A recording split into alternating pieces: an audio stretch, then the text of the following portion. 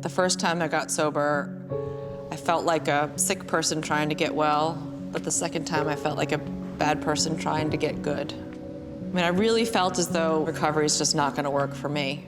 I wanted to be mad at God, but I grew up in church. So I didn't have the heart to be mad at God. Like, I did 6 years in prison. I'm supposed to come home. This is supposed to be a good story. I couldn't stop. I couldn't stop. I'm desperately trying to find a spot on my vein in my arm to do a shot of Coke. And there's blood everywhere, and I'm poking holes, and the needle's dull. It's just horrible. And I finally get the shot, and I jump in a dumpster. How about you? Is this your first time? Yes. Once you get started, then things will flow. Yeah. Hey, well, at least you're here, man. You're in the right place, you know? It's weird, you know? Yeah.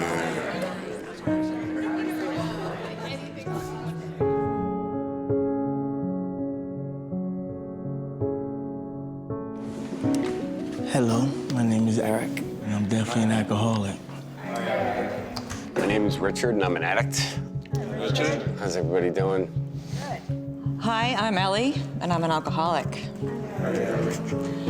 I'm just gonna kind of tell you my story, and hopefully somebody will get something out of it.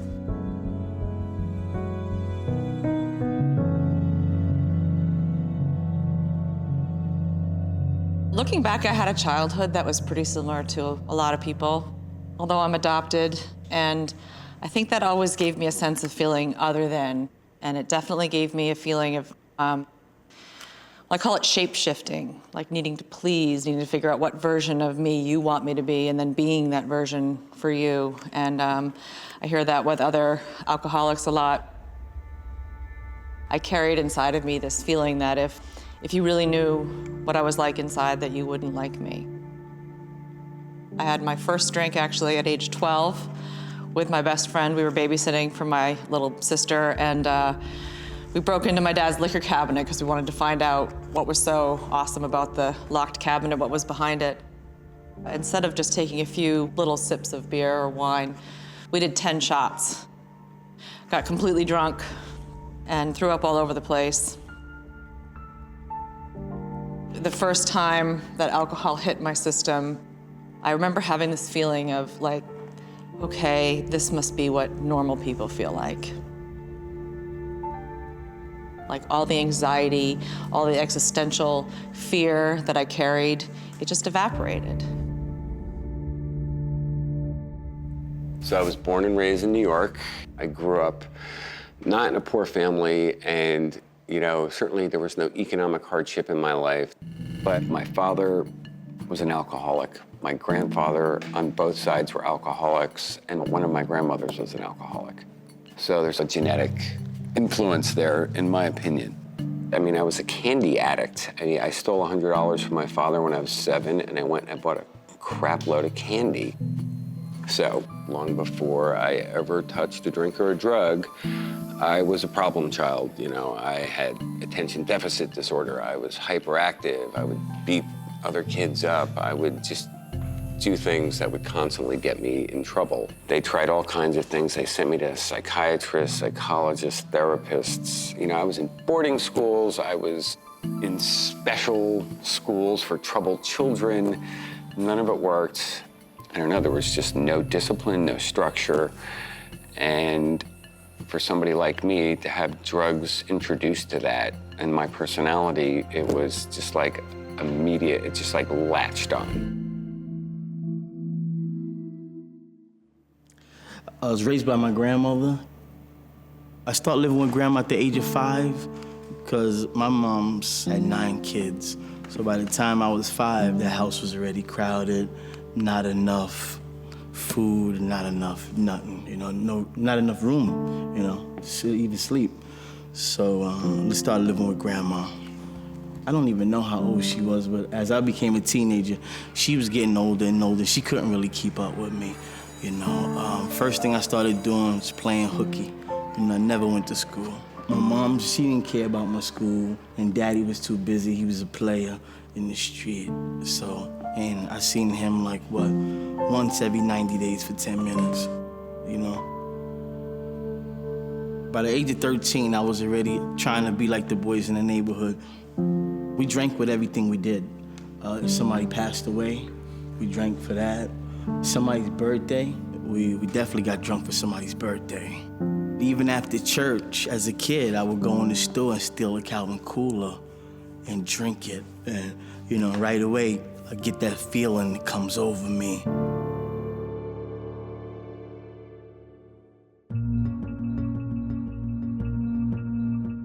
I graduated from college pretty much by the skin of my teeth. I ended up going to a pretty much of a party school. That's really, I think, probably when my alcoholic drinking started, but it was easy to miss because everybody else was drinking pretty much like I was. But I couldn't do anything socially without it. Like go to a movie, no thanks. You know, everything I did had to have alcohol involved in it.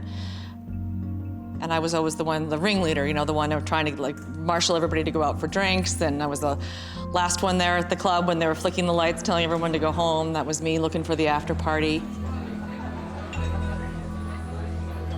Probably in my mid-20s, I had an inkling that maybe I loved alcohol a little bit too much, that I had a different relationship with alcohol than other people did.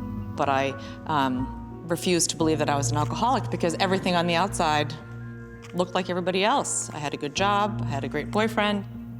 You know, I was doing well in the world, and so I was looking for reasons early on to self-select out of somebody who could have a drinking problem.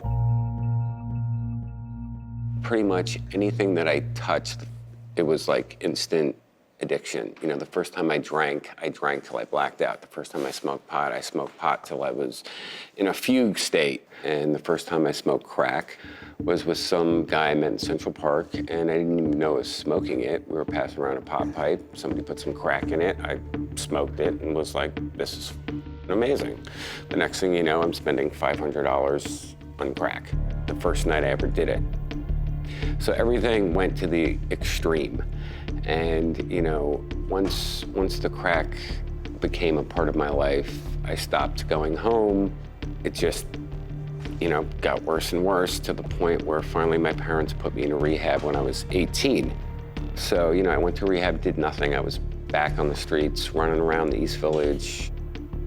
And, you know, basically I was just this scared, frightened person, and doing the drugs made me not think about my reality, what was going on in my life.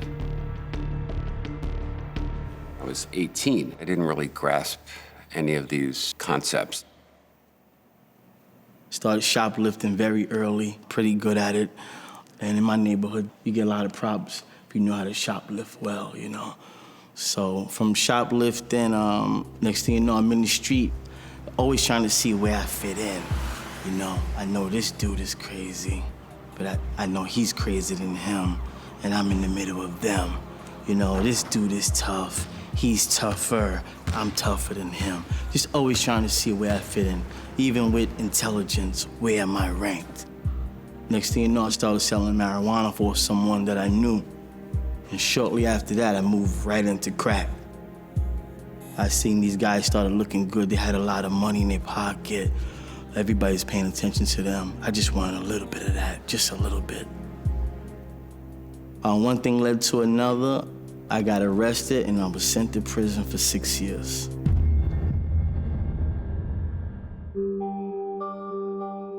When I left the house, I looked fine. I didn't seem drunk. But then I was driving on the highway on the way home, and after about 5 or 6 minutes, my daughter said, "Mom, you're making me nervous. Will you pull over?" And then I don't remember.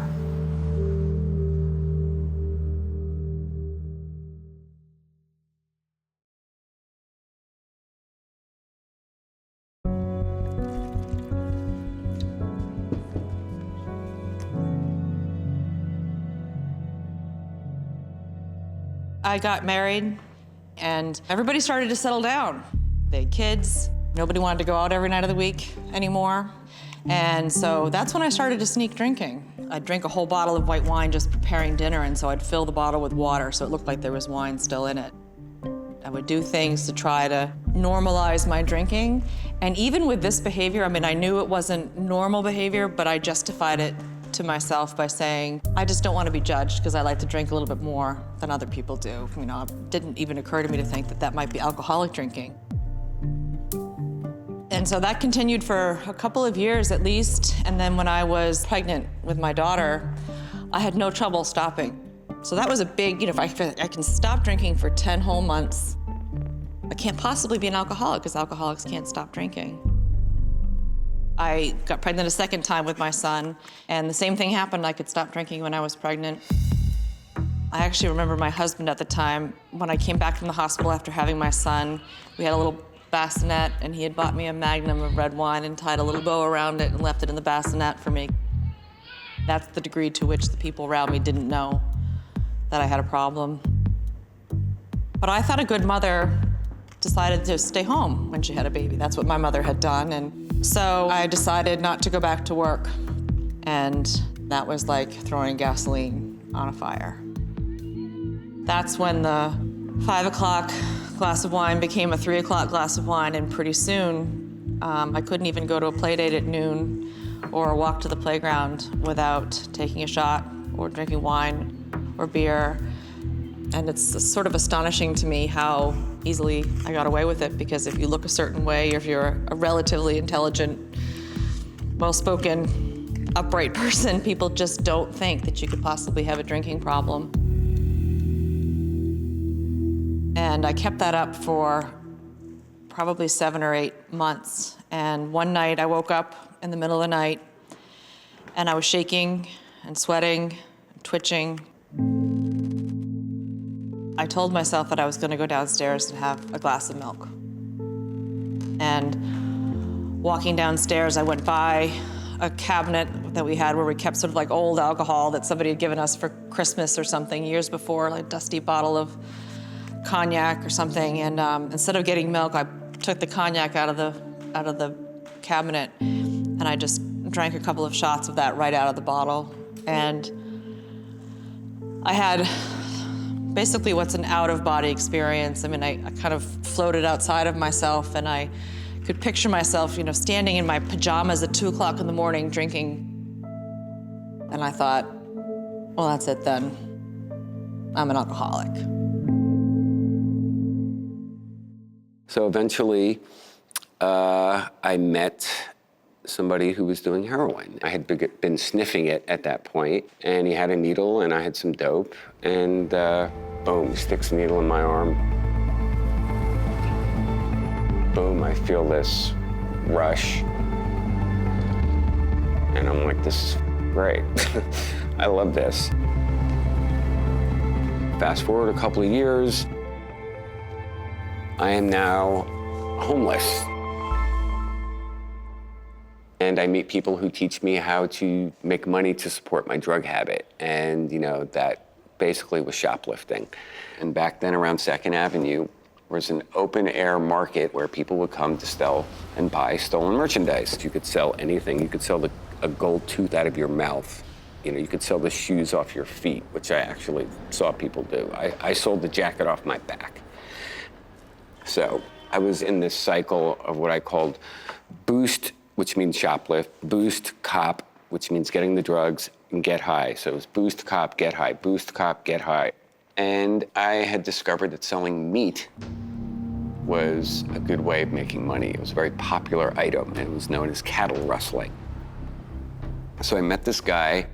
He was a pretty scary person, and he's got these sideburns. He's got like a Nazi swastika tattooed on his neck, and he had a real Southern twang, and he wanted to go shoplifting with me because he couldn't do it himself. He was too scary looking. I had a semblance of normalcy.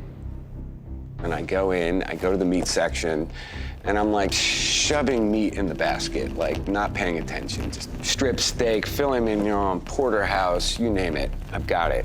And the butcher comes out, and he's like, how you doing? I'm like, I'm all right, how are you doing? He's like, it's a lot of meat you got there. At which point, my partner foolishly comes up to me. Did you do it? Are you done? So now I'm kind of like, I've got the stuff, I'm dope sick, I need the money, I'm taking a chance. And sure enough, these two, burly young stock boys come up, the manager, and they're all waiting right there at the end of the counter where you walk out towards the door. I'm like, I turn around and I hear this guy going, I'll stick ya.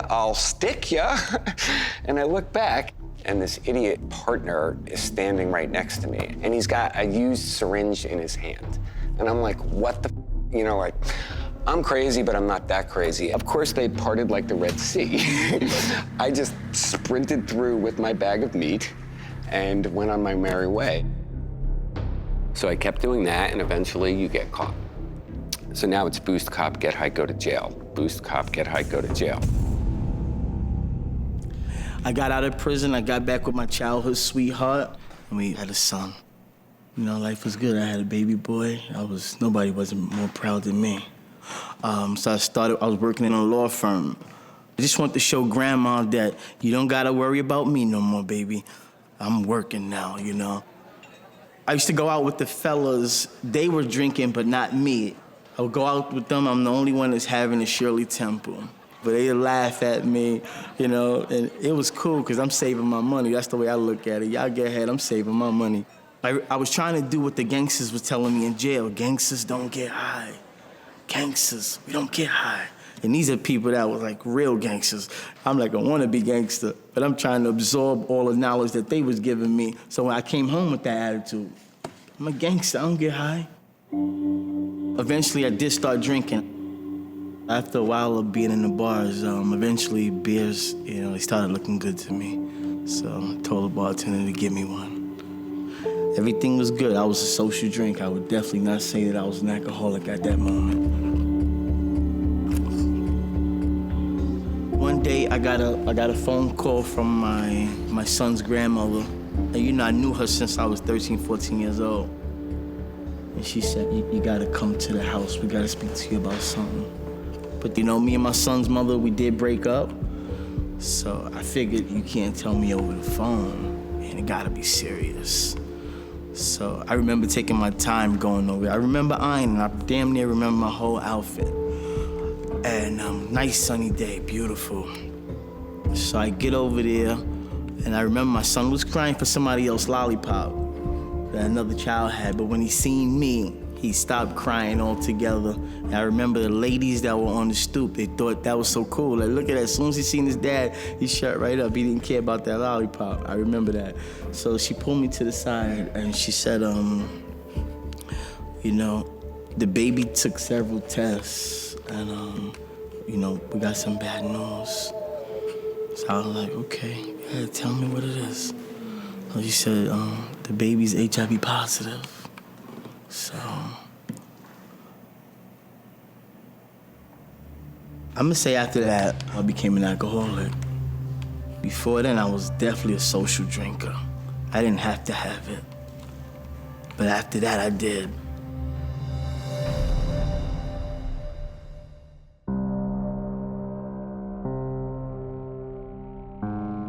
It didn't seem like anything was gonna stop me. It seemed like the inevitable trajectory was just gonna be me ending up dead from an overdose. So the last time that I did a shot of heroin, I did the shot and I couldn't take it.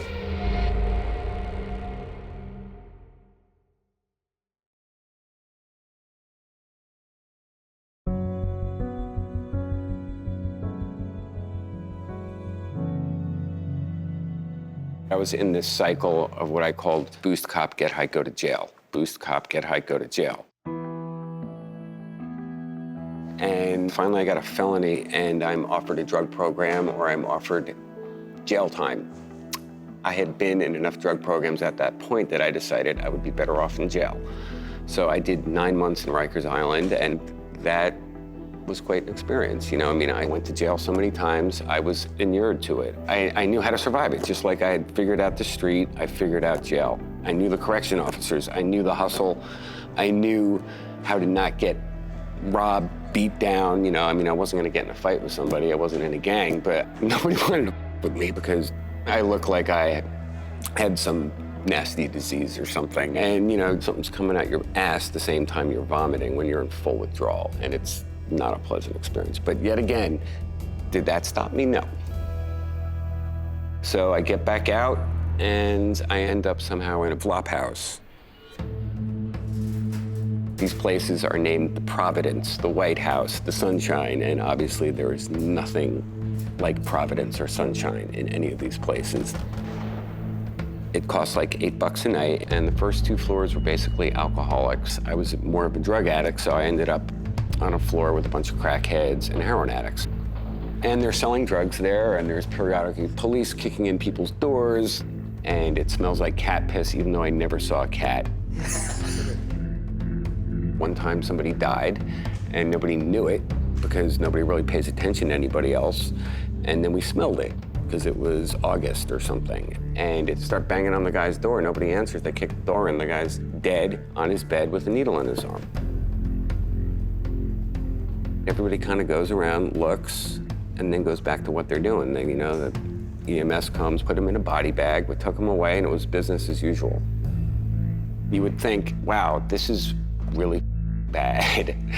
I should stop. I should try and figure out a different way of doing things. But no, I was too uncomfortable. I was too nervous, had too much anxiety. I was too afraid. It became harder to go see my son, I couldn't see my son without being intoxicated.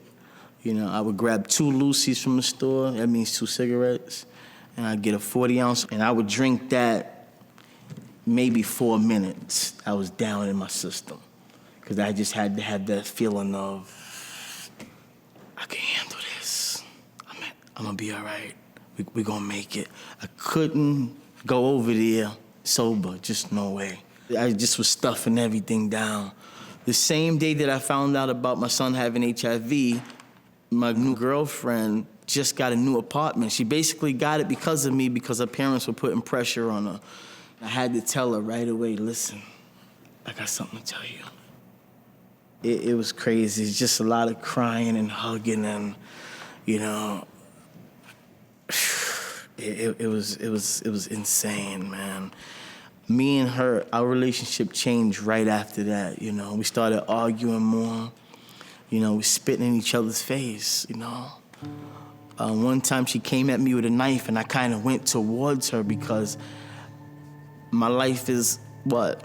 Well, how can you hurt me? You do me a favor if you stab me right now, I ain't have the heart to do anything to myself, but if you want to help me, come on. I didn't realize how much drinking I was doing. Everything I did, I had to drink. I drunk on the train, I drunk on the ferry. There's another train when you get off the ferry that takes you deeper into Staten Island. I drunk on that train. When I got out the train station, there's always a grocery store outside the train station. I got something from there too, for my little walk.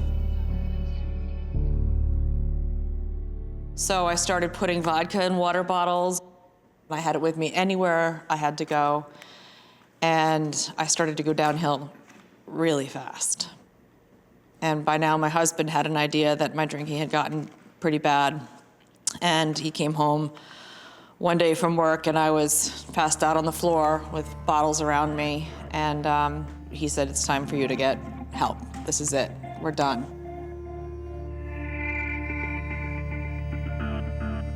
I went to a 10-day inpatient extended detox stay. I got home from that, and the first thing I did when I was left alone was go to the liquor store.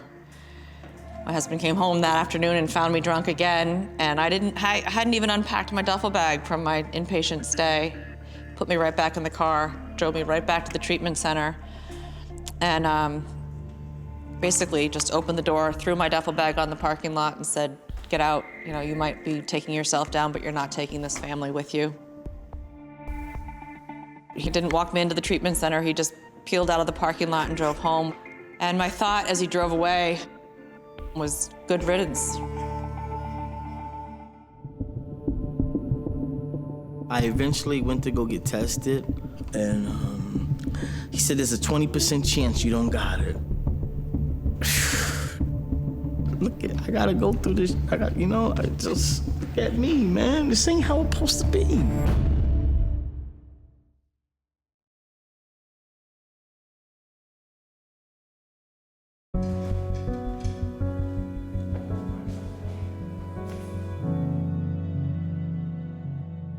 took about 4 months of going to meetings pretty much every day until I realized I feel good. Nothing's wrong. You know, my head's not spinning. I'm not thinking about drinking. I'm not thinking about not drinking. And I knew that I was on my way, into meaningful sobriety that I wanted for myself, not just so that my kids wouldn't be mad or my husband wouldn't leave me. But about 4 years into that sobriety, my dad died suddenly, and I was diagnosed with cancer. I got away from my program. You know, having cancer is about fighting, and being in recovery is about surrendering. And so I removed myself from my support network, and I buckled down, and I fought cancer for 9 or 10 months. And when I was declared in remission, about a year later, I completely fell apart. I found myself at my mom's house taking care of her, and I opened the refrigerator, and there was a bottle of wine. I didn't even hesitate. It was like an out-of-body experience. I saw my hand reaching for the bottle of wine, and without a second's hesitation, I drank the whole thing. And gathered up my kids and turned around and left the house pretty shortly thereafter. So when I left the house, I looked fine. I didn't seem drunk. But then I was driving on the highway on the way home, and after about 5 or 6 minutes, my daughter said, "Mom, you're making me nervous. Will you pull over?" That very next night, I am on the street and I do a shot of Coke and I can't hit myself. I'm desperately trying to find a spot on my vein in my arm to do a shot of Coke, and there's blood everywhere, and I'm poking holes, and the needle has what's called a fish hook. It's dull, it's just horrible. I'm in a hallway, this woman with her baby screaming, la policia, and I finally get the shot, and I'm panicked, and I think I hear sirens, and I jump in a dumpster. It was completely empty. And I spent the entire night sitting in a corner, tweaked out of my skull, thinking the cops are looking for me, which they might have been. And just when I'm about to get out of the dumpster, I see 2 hands on the lip of the dumpster. And it's some other drug addict who was gonna use the dumpster to get high and ended up spending the next 4 hours in the dumpster with some other lunatic shooting Coke. I mean, this was an everyday occurrence. This is what was going on. And obviously it wasn't working. And, I went back to jail again. It got worse. I could go on and on forever like this. There's no emotional connection to your reality at all. You're just I was completely turned off. At one point, my sister, she had developed a lump under her arm, and it had developed the cancer. Before I went to go see her, I drink a beer real quick, even drink it with a straw, because I want to get the effect right now. I don't want to feel. I want to get numb. That was my life everywhere I went. That's what I did. When my grandmother was in the hospital, I drank before I went to go see her. I couldn't see my baby like that. I couldn't see her sober. It's just too much pain. That's what raised me, Shortly after that, my sister, she took her last breath, yeah. She was 27. My son, he ended up in the hospital for his last time as well.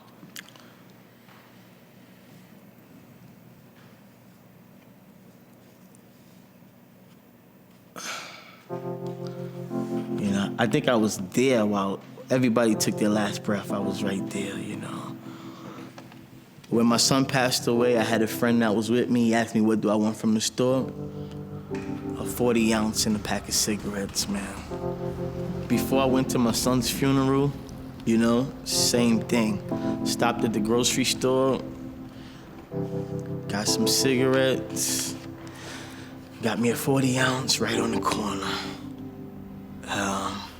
Just drank that real quick, all the way down. Had to get that feeling in me, I didn't even stay at the funeral that long. I couldn't. It was just too much, too painful, I wanted to be mad at God, but I grew up in church. I didn't have the heart to be mad at God, but I wanted to be mad at God. Like, I did 6 years in prison. I'm supposed to come home. This is supposed to be a good story. I gotta deal with my son. Me and my son, we gotta die. You know, I became jealous of people, but it was deep down. It was something that I knew wasn't right, but I was just jealous that you guys live. You guys gonna live, man. I gotta go through this. Get me, man. This ain't how it's supposed to be. Lying in a police cell, just like that's it. My husband will never forgive me. My life's over.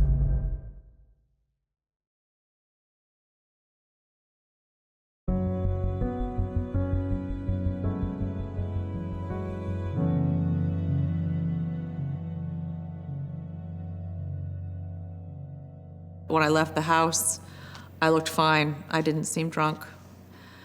But then I was driving on the highway on the way home, and after about 5 or 6 minutes, my daughter said, "Mom, you're making me nervous. Will you pull over?" And I said, "Oh, sure. You know, I'm feeling fine."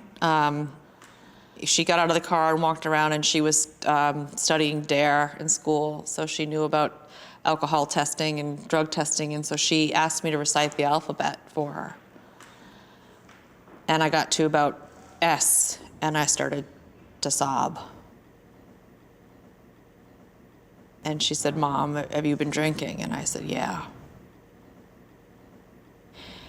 And then I don't remember. So that kid asked me to pull over about 5 minutes before, it could have been complete and utter disaster. Then I start to come out of my blackout. I do remember the police showing up and got arrested.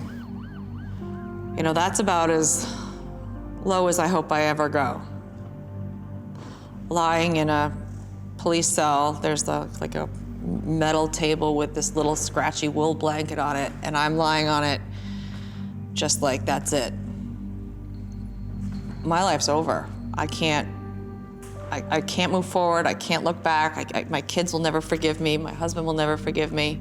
And it just hit me. I thought, oh my God, I'm the problem. It's the alcohol. I have to stop drinking. I was checked into a long-term treatment center.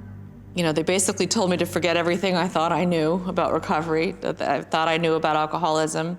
I really felt as though, I guess, recovery is just not gonna work for me, because the first time I got sober, I felt like a sick person trying to get well, but the second time I felt like a bad person trying to get good. I had to look at all the important relationships in my life. I had to look really hard at myself.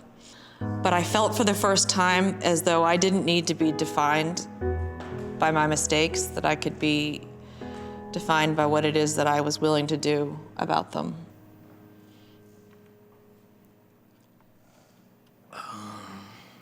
Who's gonna know that the first person that I came out of prison to after 6 years, the first person is HIV positive, I eventually went to go get tested, but the day that I was supposed to go back and get the results, I didn't go. I was too afraid.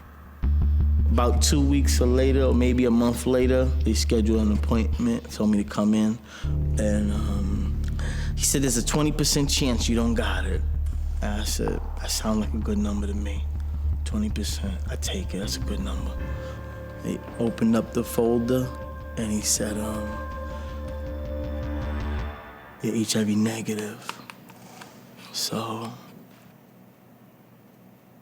I knew I should be happy. I was happy, but I was held back already. Alcohol had me in a cobra clutch. I started celebrating that I don't got it by drinking. Just drinking. Liquor was my food, dessert, cigarettes. That was it. One day I got caught drinking a beer on the street, and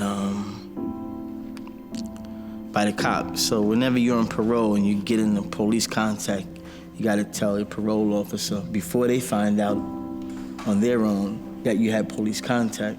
So I told her what happened. So she said, well, you're gonna have to do drug program now, right? So I was like, okay. I had a nonchalant look, but inside I was celebrating because I already knew, like, I gotta get it together. I'll be looking in the mirror, drinking and smoking, saying, this ain't it, this ain't me. this ain't me, but I couldn't stop. I couldn't stop. You know, I was mandated by my parole officer to go get some help. Eventually, you know, the veins in my arms, it wasn't working. Then I started shooting up in my hands. Then I started shooting up in my feet. And, you know, it seemed like the inevitable trajectory was just gonna be me ending up in prison or dead from an overdose. I mean, it didn't seem like anything was gonna stop me, you know. So the last time that I did a shot of heroin, I did the shot, I finally hit it, boom, I'm high, and it didn't work. It was like I was high, but the purpose, the reason I was doing the drugs wasn't working. Like it didn't cure my loneliness, it didn't cure my fear, it didn't make everything go away. It was like I was high, but my reality was still staring me right in the face. It didn't seem possible to me that I could end up in the places that I ended up, and I couldn't take it. I was just like, what am I doing? You know, and it wasn't, I mean, it was sort of, you could almost call it a white light moment, but it wasn't like, oh, I'm done and it's easy and I'll never do it again. It doesn't work like that for most people. But it was enough. So I just started going to detoxes until I got a bed in a detox, which was not an easy thing to do. And I was in there for 3 days until they threw me out because I had no health insurance. And then I had no other option. I'd certainly been exposed to things like meetings in the past, and it was never an attractive option to me. And in that moment in time, it became an attractive option. Whew. It was like, I had nowhere else to go. Being sober is extremely painful. I may have put down the drugs, but it's an ongoing thing. It doesn't go away. You're never going to be cured.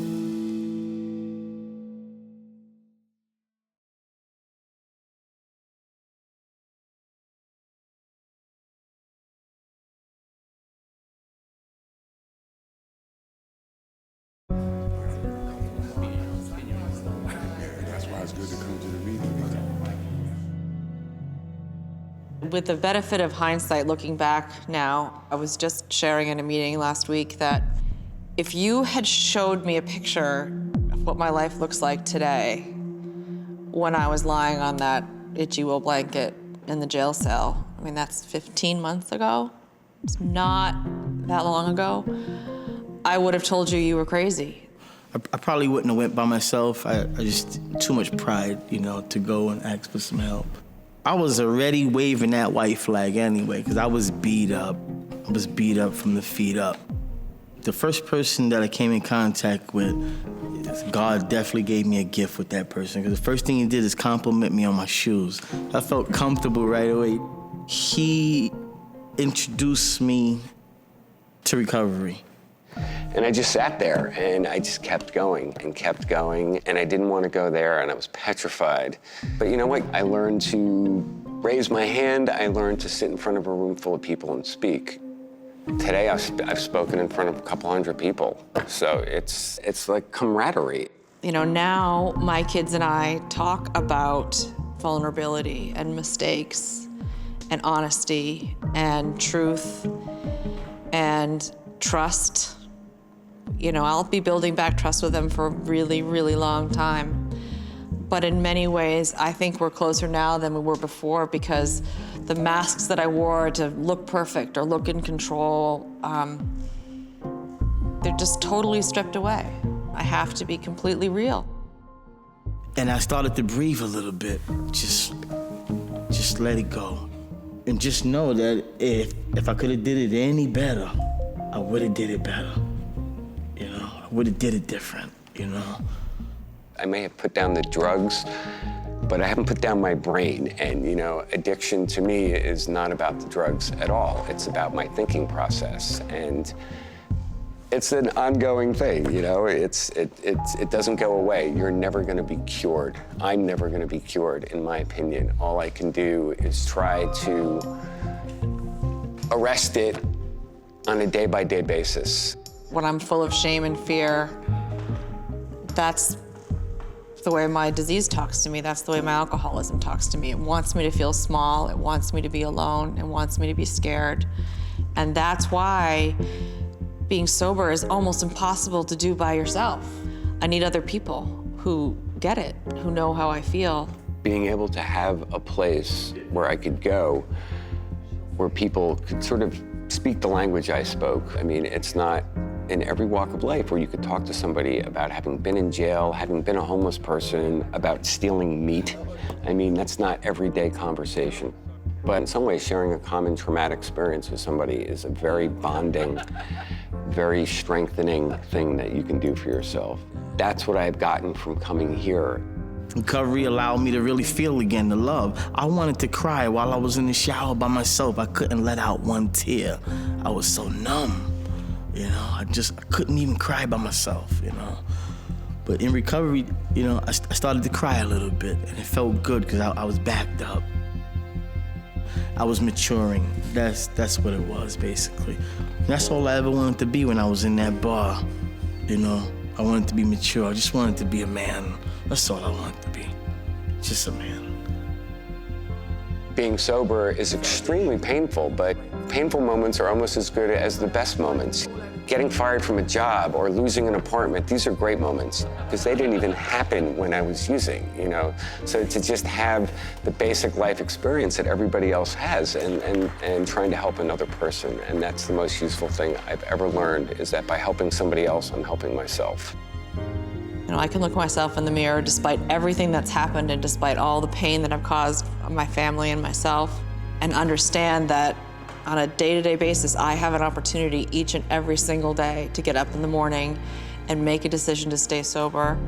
So I can honestly say that my life is better now than it's ever been. So I'm extremely, extremely grateful to be in recovery. I'm glad that I could be here today, and I hope you guys got something out of it, and thank you. That's it out of me. Thanks for letting me share. Yeah.